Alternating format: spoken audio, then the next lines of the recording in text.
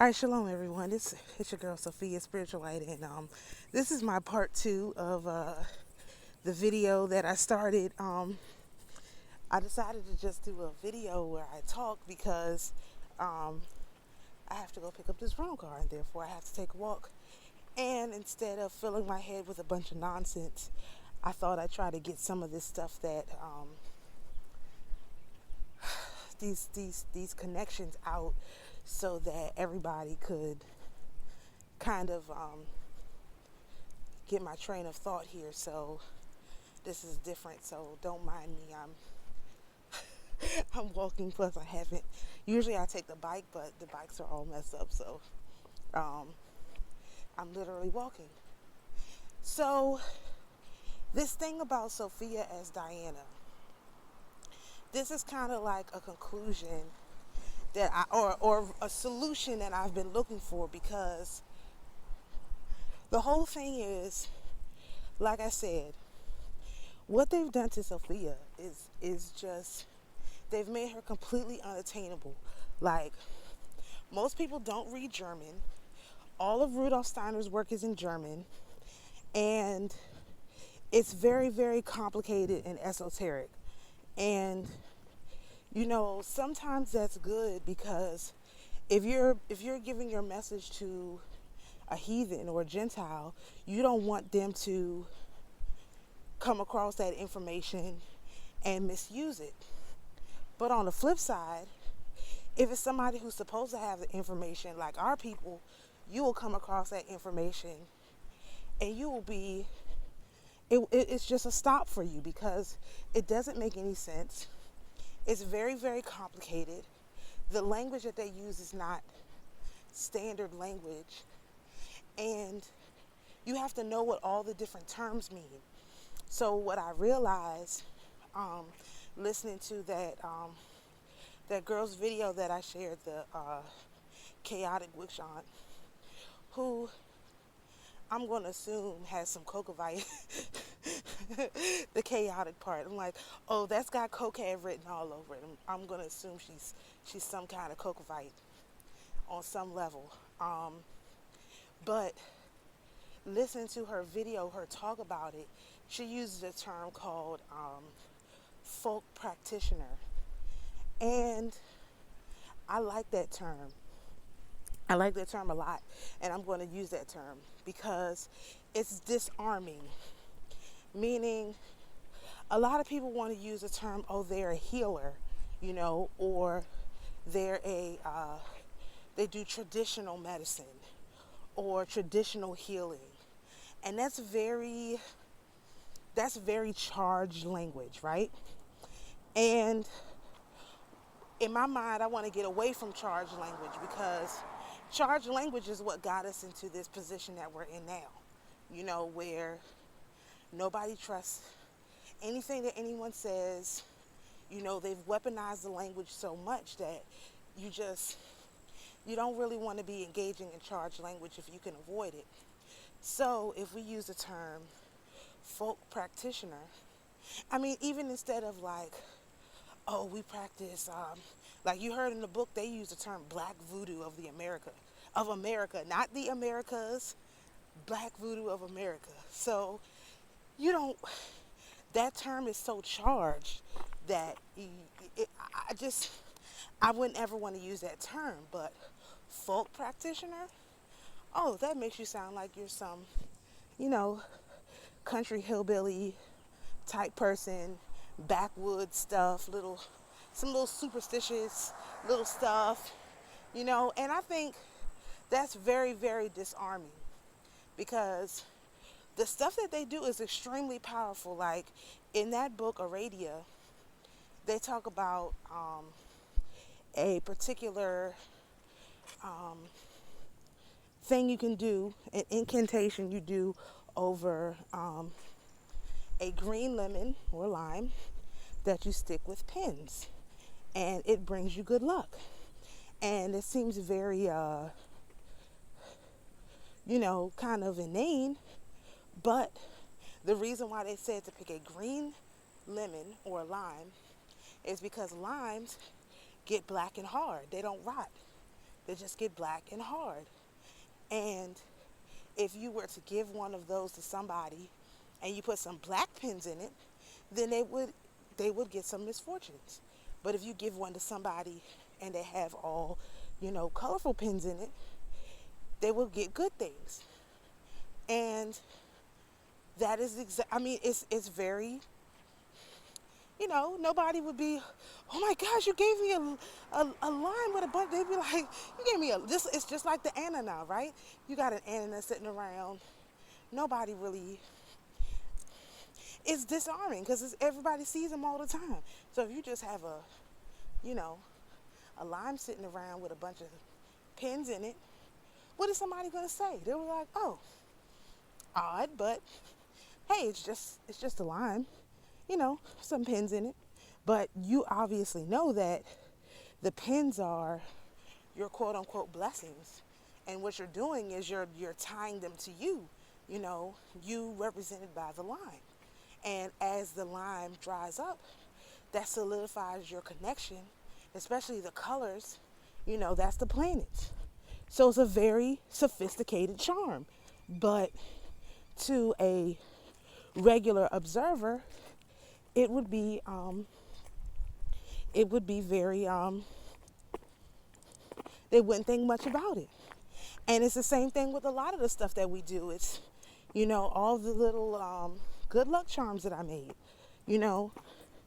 those were very much so tied to this energy, the good side of Diana, the moon energy. This is very much tied to that. And imagine, if you got one of those, you're just carrying it around. The more information that I can tie into, how that thing actually works, the stronger it becomes. And, the reason why things like that work is because the person who made them or consecrated them understands how they work. And so the more you understand how stuff like this works, the sigils and everything else, the stronger they become.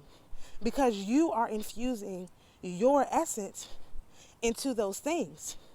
And because I made, the good luck charms and I knew how they worked, I didn't have all of this information, but I knew in general how they worked. I had the general, understanding. Those things are like supercharged now. Supercharged. I keep one on me. My mom, my dad, people they keep them on them. And imagine the more that we learn, together, and even when that,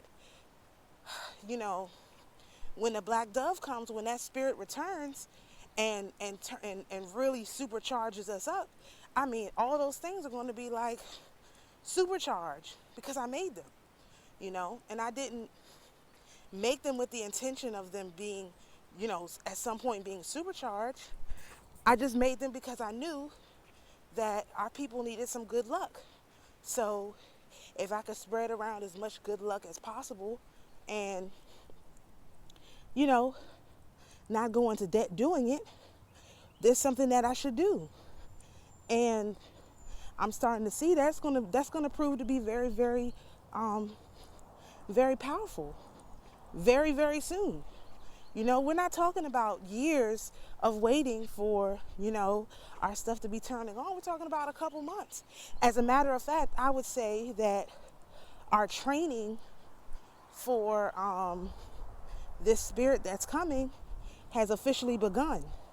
Once you learn what entity you're dealing with and what their name is, because everything has a name. Once you learn the name of what you're dealing with, you can proceed faster forward than when you don't know the name. And that's just because being able to name something really makes it solid. Like with the good luck charm, we knew, the name of the office assigned to that sigil, but I always say it, and I really like that particular sigil anyway, because it basically looked like a dove ascending. You couldn't tell me that wasn't the picture of a dove descending, not ascending, descending to the ground. And so just by having that around me, it's a portal that's open. It's a little portal that's open. And so whenever that spirit comes and it's just naturally flowing down, it's going to naturally flow down to me. You know what I mean? And other people who have the charms. And that's how those things work. It keeps a permanent open portal. And the ones that you can make yourself are just as powerful. Like, a lot of people think, they can't do this, they can't do that. Well, if you can't draw, can you trace? Print it out and trace it. And use it just to put under your candle. I have 2 pentacles under my candle right now. Basically, that's all the time I have 2 pentacles under my candle. So that's what you do. Whatever you can do, you do that. So me, I'm not an artist, but I can trace, and I can put stuff together and, craft. I'm a crafter. So I just use what I have. And, what little I have, I turn around and share it with y'all. It's just like the pendulums and the earrings and stuff. Wasn't planning on going that direction with that kind of stuff. I already had a business where I made jewelry, lotion, soap, body butter, all of that. I was never intending to go back to that. And yet here I am. I haven't got back into the lotions and stuff, but I can tell that that's coming. It has to, because it's just a natural progression. All the things that I've done in my life are turning into things that I actually need. And why would making of lotion, soaps, and body butters and stuff, why would that be any different? Except now, with the knowledge that I have and, the insights that the mother is opening up, I could really do something like that. And that's not going to stop me from buying stuff from other people, because I'll always buy stuff from other people. It's just, it gives me a way to share the little piece that, the mother has shared with me with other people. And so I'll just look at it differently. I just won't look at it the same way that I've always looked at it. It's going to be very different. It's going to be very different. And it's interesting because, as Black women, we have a lot of skills, right? And then we have things that we love. And then they always tell us, like, no, you can't do that thing. It won't make any money. Or, no, don't have children too young. You won't get a chance to live your life. Or whatever stuff they end up telling you. And it's like, so far, every advice that mainstream has given that I ignored, because I ignored all of it, mostly, I've been correct.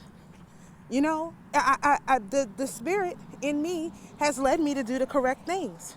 And that's why I want our women to not be so worried about being right, getting everything right, stuff in our lives has been messed up, all that stuff. You have to just, deal with that part of your shadow and move on, because it's irrelevant to who you are right now, and it's irrelevant to who you are moving forward. The stuff that hurt you in the past. You could hold on to that, but like Shavi Zane said in her video, that means you're going to be delaying your own blessing. And you can delay your blessing into the next life cycle by, not really coming clean with how you are and dealing with your shadow. It's really important. And another thing I realized in this, or a sister pointed out to me, is that we have to take our meditation really seriously, because what will happen is, if we don't take our meditation seriously, as we meditate, we are controlling, i.e. subduing the earth. And so if we don't take it seriously and really put a lot of effort and energy into meditating, we're not going to be able to control our emotions. And then you're going to have all these wild swings like we're having now, this planetary stuff on the earth. Like,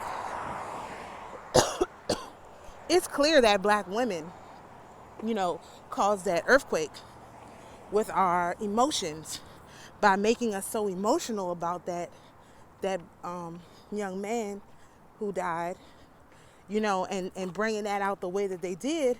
They thought that they were going to be able to harness that energy and use it for something for them. But what all it did was slingshot. It it held all the energy, and it focused it out from Buffalo directly to Turkey. Two big earthquakes. It messed them up. And at some point, because the stuff is happening to us here, it's destroying everywhere all over the place, all over the planet. But eventually, it's going to start, you know, if the slingshot is going to be here.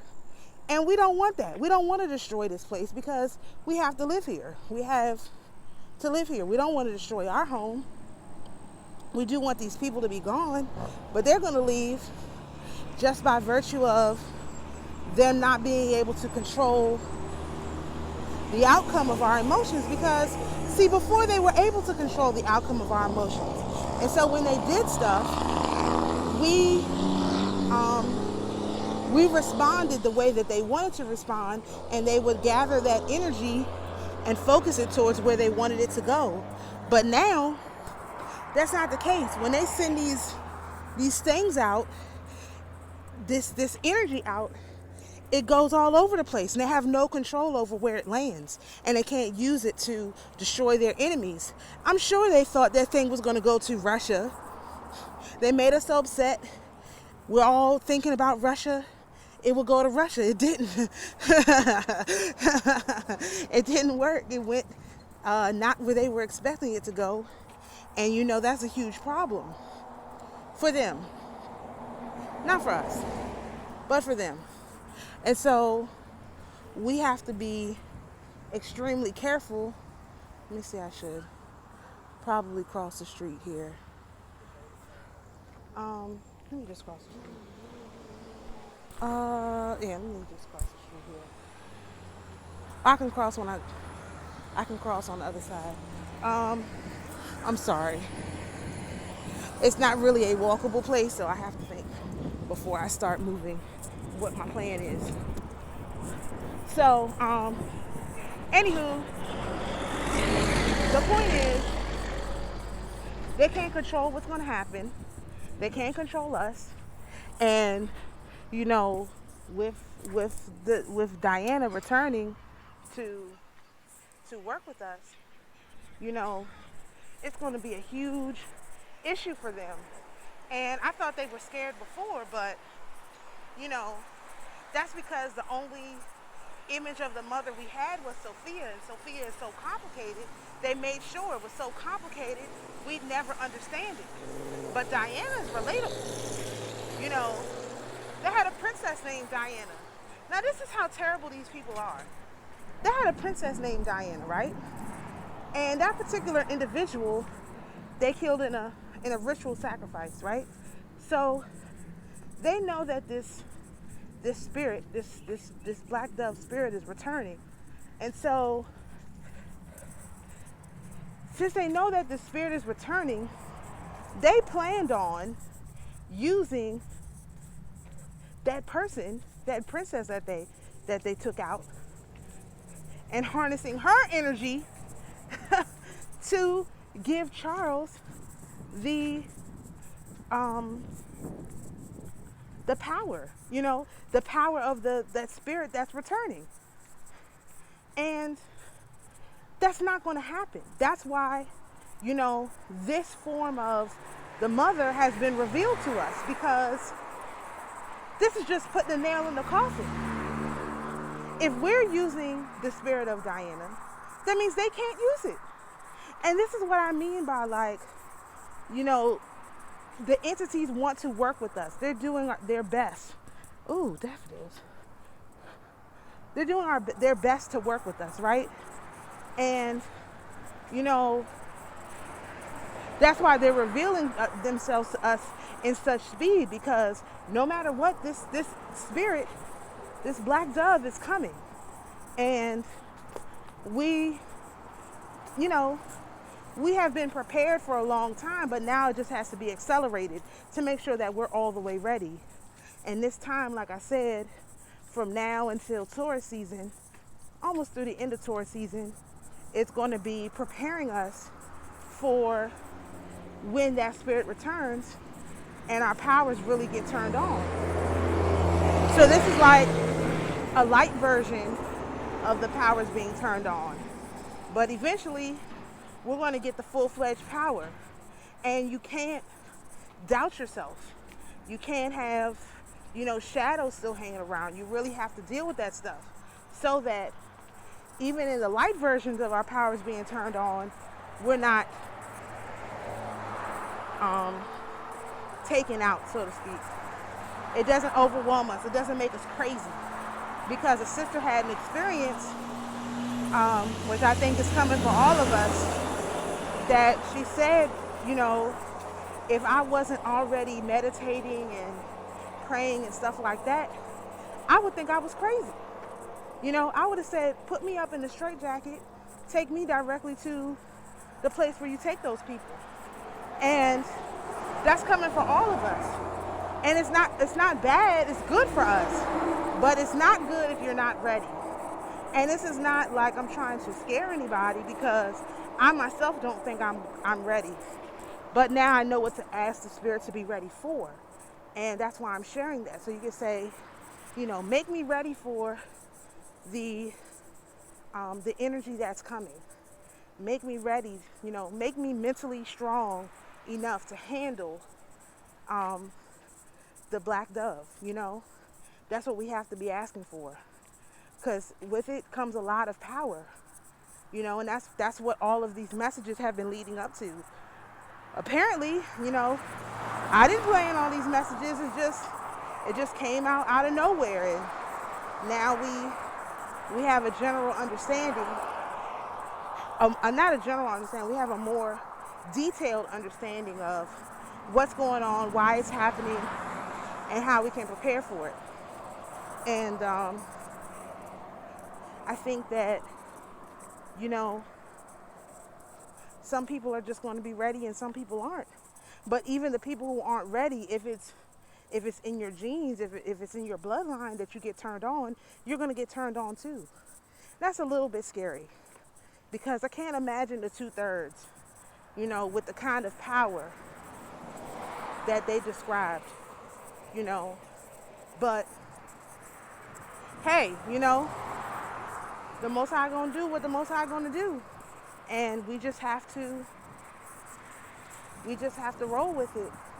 And so I encourage everybody to, like me, I had to up my those are beautiful.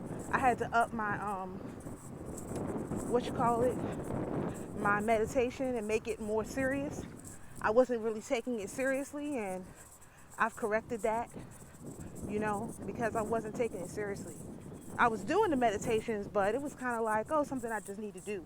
And, upon some reflection, I realized, no, I really need to be able to, I need to have a plan for when I get emotional, to put my emotions back in check.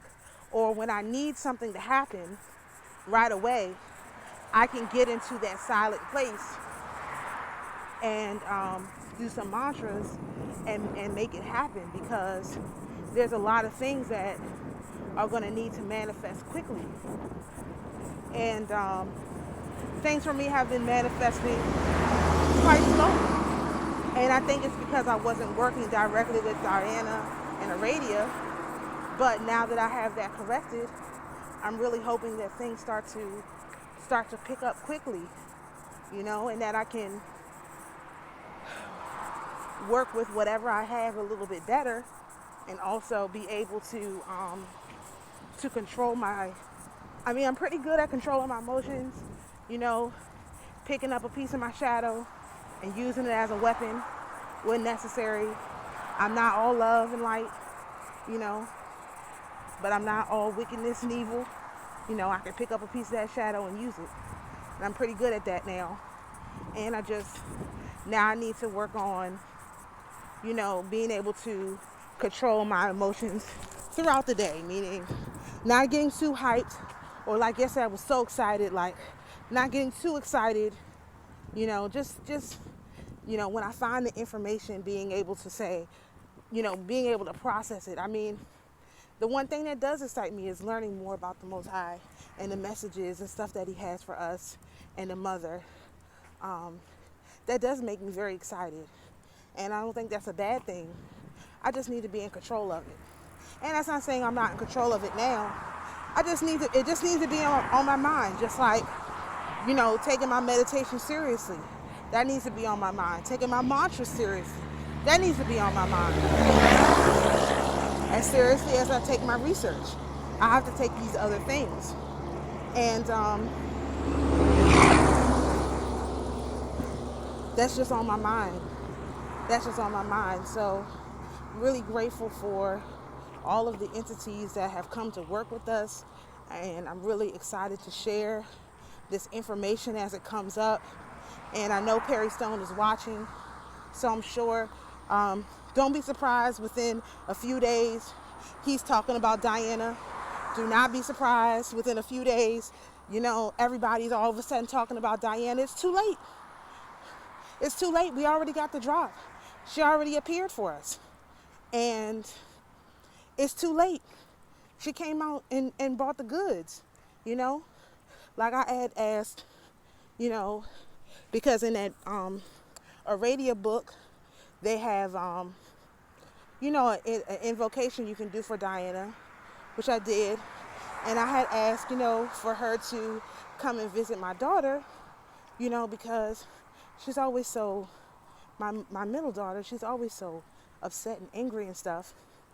And not on purpose, it's just she's a Venusian, and she's also she's a Shabbatai Venusian, which is a horrible combination. She's a Shabbatai Venusian. And so she just have very, very strong emotional reactions to stuff. And I know it's not her fault, being a Shabbatai Venusian. So she goes from that extreme love to that extreme hate. It's just exhausting, So I had just asked for Diana to come and, bring her some peace. And, while she slept, so that she could be at peace, and just not be so angry. And she got up this morning. She seemed to be in a very good mood. And I give all praises and all glory to the Most High, because, they didn't have to show up for me like that and give me that sign. That's a sign that I needed, That's a sign that I needed. So I feel very good about that. And that I was able to get a response so quickly with that just overnight, that's a good sign for me as well. I just need to be able to manifest these things a little bit faster, certain things. And there's other tools, that I keep complaining to the Most High that I need, like that tortoiseshell rattle, stuff like that to calm people down. It's coming. The Most High, they have a plan. And my thing is, I want to be in the right place at the right time. So when that energy drops in, I'm ready to receive it. And just like I wanted to, my daughter has this thing, which is why we're getting this rental car anyway, that at their school today. And I had planned on going, but then they called me and said, oh, well, your rental's going to be delayed by whatever amount of time. So even instead of getting upset by that, I said, well, let me just give y'all this video on Diana. And then once I finish my video, then I'll start walking towards the place. And maybe by the time I get there, the car will be there and I'll be able to get it. And we'll still make it to the show basically on time. That's my hope. But I don't know. Y'all see I'm out here walking. I haven't gotten a call yet that the vehicle is ready. But I just know that being there,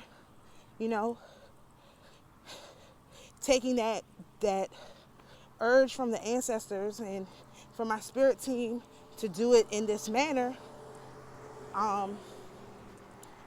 is what will is what will make it happen. So we have to just, like that fool card, take the step and, hope and pray that, peace be unto you. It's the second dead animal I've seen on this road. Hoping, we have to know that our ancestors are going to be there to catch us. We're not stepping off a cliff. We're stepping onto, just like Peter, stepping onto the water. As long as I keep my eye on my ancestors, my spiritual team, the Most High, the angels, they're going to catch me. They're not going to let me out here looking crazy. And I have to be willing to take that step. And it's hard. And so, I encourage you guys to go back and look at that video that Sister Myra was on with Brother Rich, Black Magic 363, about 13 days ago now. And she said that our ancestors want to prove to us that they are not going to let us fall. And you got to give space for your ancestors to move. Just like you got to give space for the Most High. This is a loud road. Really. You have to give space for the Most High. You have to give space for your ancestors. You have to give space for them to operate. And if you don't, you can't see no miracles. So that's what my meditation is focusing on. Being sure of what I'm asking for and making enough space for the Most High and the ancestors to work. So, for example, in one of the books I was reading about the Sibyls, one of the Sibyls had gone to the king and she had 9 books available, 9 books that she had written of prophecies available. And she said, these 9 books are $100, 100 shillings. And he said, I'm not paying that. She burned 3 of them. And she said, these 6 books are 100 shillings. And he said, I'm not paying that. She burned 3 more. She said, three books are 100 shillings. And he was like, okay, let me see what's in these books. And he was like, oh my gosh, do you have copies of the other ones? She said, no, give me my money. She took the money and she disappeared off. How much faith do you have to go in there with 1 copy each of 9 books and tell them this is how much it's going to cost? And you just set it on fire, throw it into the fire, it's burn up. Dang, that's the kind of faith I want. That's how I want to be able to operate. I could just walk in and say, hey, I need a car. Y'all gonna have to figure it out. Well, do you have that? No, I don't have none of that stuff. Just figure it out. Let me know when I can get my car. I'll be back. And just come back in 3 days. What's up with my car, man? Well, ma'am, we still don't have your car ready. We don't really know what to do with I said, figure something out and get me a car. And I'll be back in 3 days. You go back in 3 more days and you say, I'm not leaving this place until y'all figure out how to give me a car. And just sit. Everybody's rushing around, man. How we get this girl a car? What the hell is going on? Who is this person? Y'all better figure it out. And next thing you know, okay, here you go. Here you go, ma'am. Here's your keys. Just sign here and you can be on your way. Sign, walk out the door. I've done that. Not quite like that, but I have done something very similar to that. And it is very terrifying. You have to be really strong to walk into somewhere or to do anything and know that you just are acting on complete faith of what the angels told you to do. I mean, I give you 1,000 stories on that because it's kind of crazy because I do it all the time now, but now be more conscious about it. Like, meditating beforehand, saying my prayers, asking for the right entities, that kind of stuff. So when I do ask for stuff, what I'm asking for is going directly to the person who can answer it. And that's what the whole concept of the hierarchy is. Oh, that's a dog. Hello, doggy. That's the whole concept of the hierarchy. Why we have to understand the hierarchy and why we have to put ourselves in the hierarchy. You know what I mean? Because if you don't understand that you're a child of the Most High, you're at the same level as Yeshua as far as making stuff happen, then ain't nothing gonna happen to you. But if you understand your position is at the same position as Yeshua, which means greater things you should do than him. Not lesser things, greater things you should do than him. Well, what you asking for ain't never gonna happen because you don't understand greater. You don't understand greater. Yeshua said we were greater. We were greater. And when you see, like I said the other day, the war in heaven was not because nobody wanted us. The war in heaven was because everybody wanted us. Because they knew what we could do. And they knew how our people were. So they were fighting over us. The fight was over us. The third of the stars that were cast to the earth. That's us. They all wanted to work with us. The mother's angels, the father's angels, they all wanted to work with us exclusively. They didn't want to share us. That's how valuable we are. Especially the daughters. Especially the daughters. So we have to accept that. They all want to work with us. When you call these entities, they're going to come. They're not going to send you their assistant. They're not going to send you some low-level person. They themselves are going to come for you because they all want to work with us. And they're very unhappy that we aren't stepping up the way that we need to. So I implore you, sisters, daughters, they really want to work with us. And these are not entities that are here to harm you. These are not, they are not men that they should lie.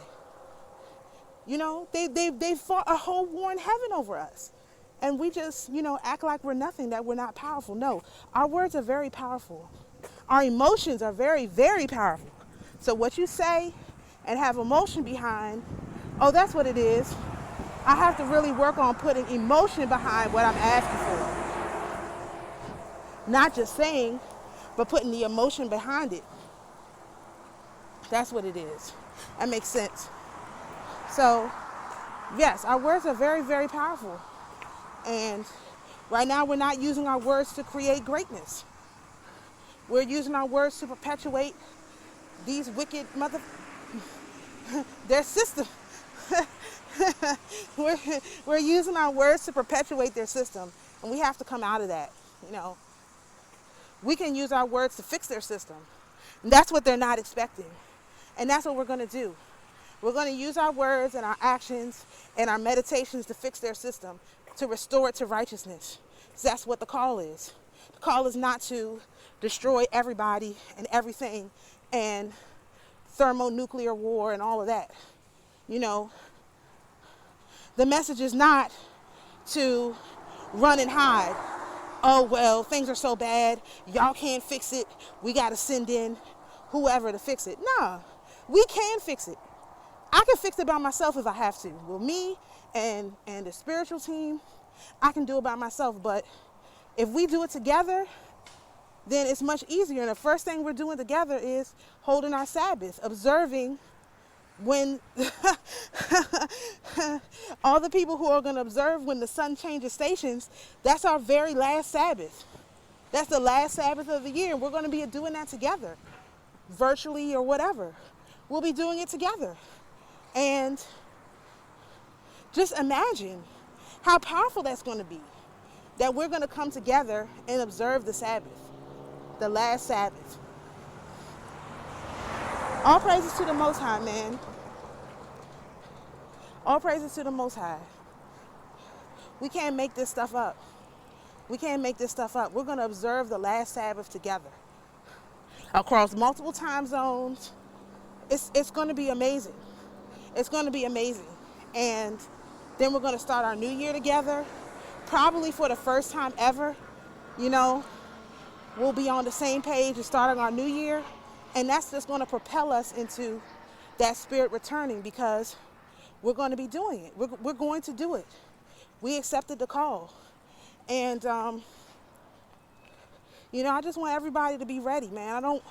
I don't intend to leave anybody behind. If I got to come back, just like in my dream, and rescue people one by one, that's what I was called to do. Everybody can't do that. But that's certainly what I was called to do. If I got to come back and rescue one by one, so be it. I'm not leaving none of my people behind. I'm just not.